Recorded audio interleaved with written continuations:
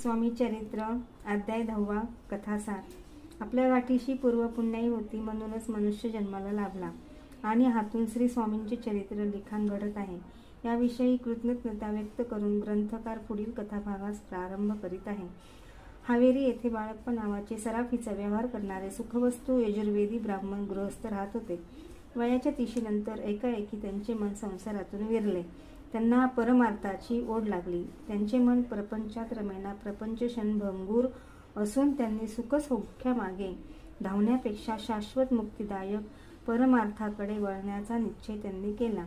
एका रात्री स्वप्नदृष्टामध्ये अनुकूल संकेत मिळताच बाळप्पांनी सोलापुरात जातो असे कारण देऊन घरदार सोडले आणि सद्गुरूंच्या शोधार्थ ते बाहेर पडले.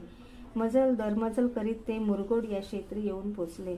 मुरगोड येथे पूर्वी चिदंबर दीक्षित नावाचे सुप्रसिद्ध महापुरुष होऊन गेले. त्यांच्या पूर्व परिचय करून देताना ग्रंथकार सांगतात की मुरगोड येथे मल्हार दीक्षित नावाचे वेदशास्त्रात पारंगत असे ईश्वरभक्त ब्राह्मण गृहस्थ राहत होते. पोटी संतती नाही म्हणून उदास झालेल्या मल्हार दीक्षितांनी श्री शंकराचे 12 वर्षे तप केले. तेव्हा त्यांना शिवप्रसादामुळे पुत्र रत्न प्राप्त झाले. साक्षात श्री शंकर मल्हार पत्नीच्या पोटी जन्म घेतले झाले. या बालकाने 8व्या वर्षी मातीच्या हत्तीला जिवंत करून आपले देवत्व सिद्ध केले. त्यांच्याशी दुव्यवहार करणाऱ्या रावबाजी पेशव्यांचे राज्य लयाला गेले.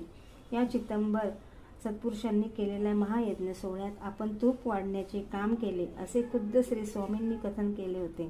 अशा या पावन पुण्यशाली मुरगोड क्षेत्रातील चिदंबर दीक्षितांच्या भूमीत बाळप्पा दाखल झाले. अध्याय 10 समाप्ती.